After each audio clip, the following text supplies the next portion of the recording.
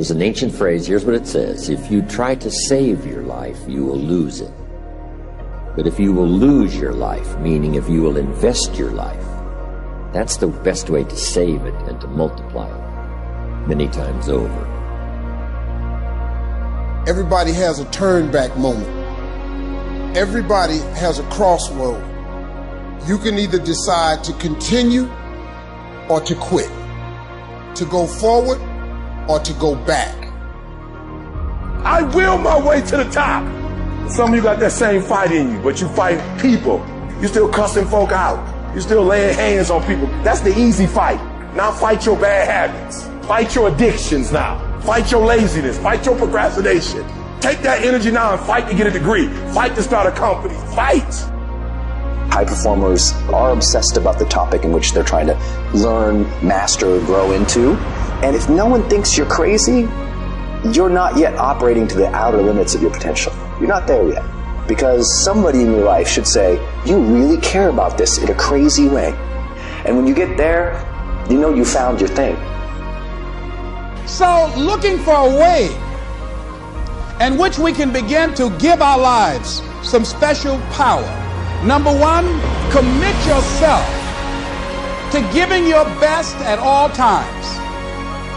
It's a new game now. So now more than ever, it's about creating a positive atmosphere in the workplace and people that have that competitive age, people that are hungry to make it. So you got to be hungry now.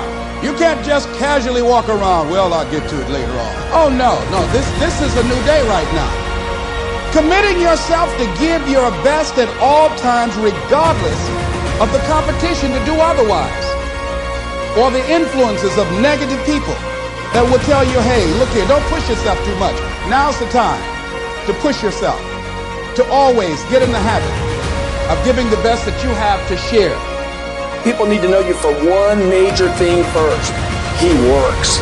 He produces. The guy's there every day. The guy's pushing and shoving. Because the truth is, no matter how good your ideas are, how good your art is, or how good your skill set is, if you're not working, man, if you're not vibrating at a frequency that people say, my God, how does that guy do all that?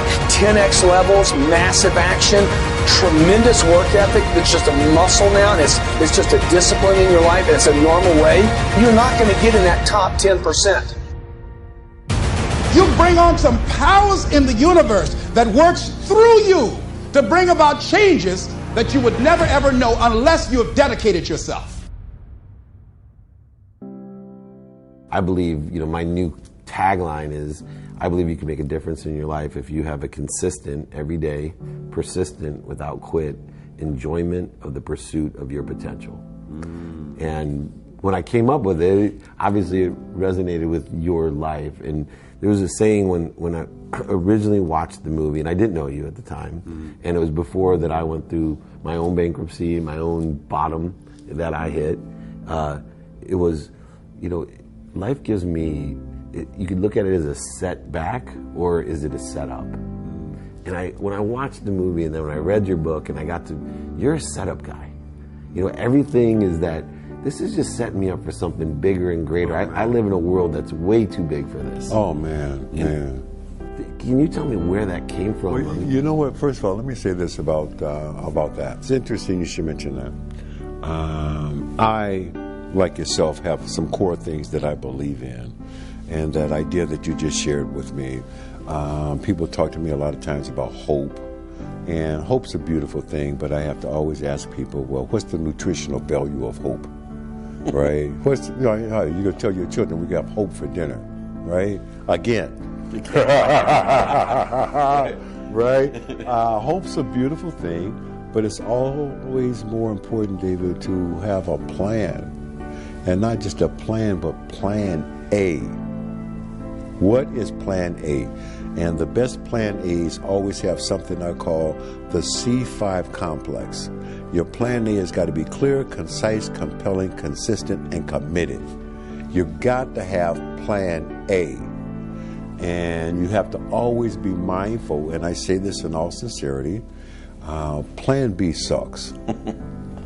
It does. Survival. I mean, you think about some of the biggest names in their respective industries and worlds, those people were committed to plan A.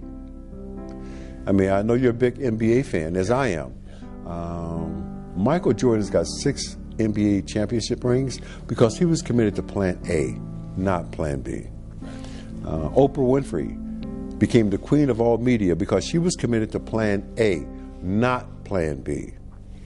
Whatever your politics are, Barack Obama served 2 terms as president of the United States because he was committed to plan A, not plan B. Yeah. Plan B sucks, man. Yeah. Right? And something else you said earlier that makes me think of something that I share with people is this whole thing about owning it. Yeah. I have to explain to people all around the world, why do you spell happiness with a Y? That Y is there to make us all mindful that it is you and your responsibility, you and your opportunity to create the life that you want for you and your family. That's why we spell happiness with a Y. If you really analyze your beliefs, you'll change them. I had a friend one time, I was trying to figure out where do beliefs come from. How do you, because all religion and all science will tell you, you got to believe it. William James from Harvard, 1900, he said, believe and your belief will create the fact. So belief is an interesting word. You got to believe it. And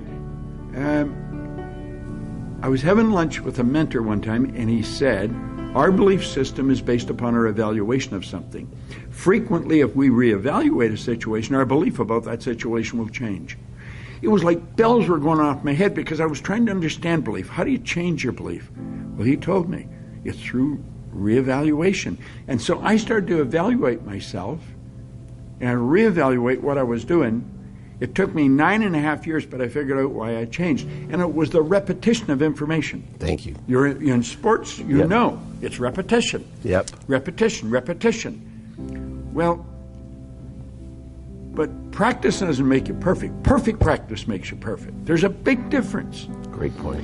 And so I found that the part of our mind that controls our behavior is not the part of our mind that gathers information. School deals with the part of your mind that gathers information. And so we gather all kinds of information, and if we can remember it, they give us a test, we pass the test, we get the degree, and we're educated. That's not education at all. That is gathering information. Education, as Hill pointed out, comes from the Latin educo, meaning to reduce, to develop, or to draw from within. We have genius in us. We have absolute perfection in us. And what we have to do is learn how to tap into that, to let it out. But we have a part of our mind that controls our behavior, and that's where a paradigm is. And the paradigm literally controls our behavior. I don't care what you're doing. If you're not altering the paradigm, you're not going to improve your results. Many people may or may not know, you can actually name your alarm. So my alarm, I don't put it by my bed. Why would you condition yourself to put something as important as what's going to help you get up in a place where it's easy for you to make an excuse, right? So my phone is across in another room for 2 reasons.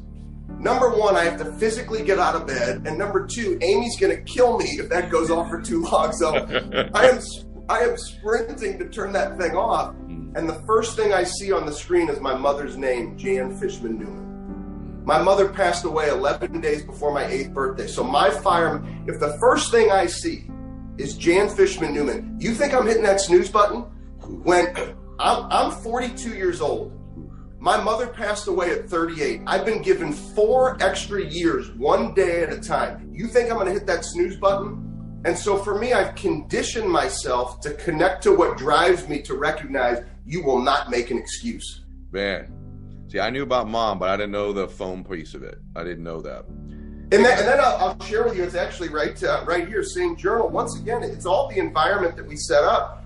So one of the other things I do every morning, this is my burn journal. I write down Janet Fishman Newman legacy, uncommon amongst the uncommon. So one of the first things I do is I literally write. So to me, it's not enough. This is not easy. I think people want to hit the easy button in everything that we do. We have to condition our minds. Mental toughness is not easy. People think, oh, I have mental toughness.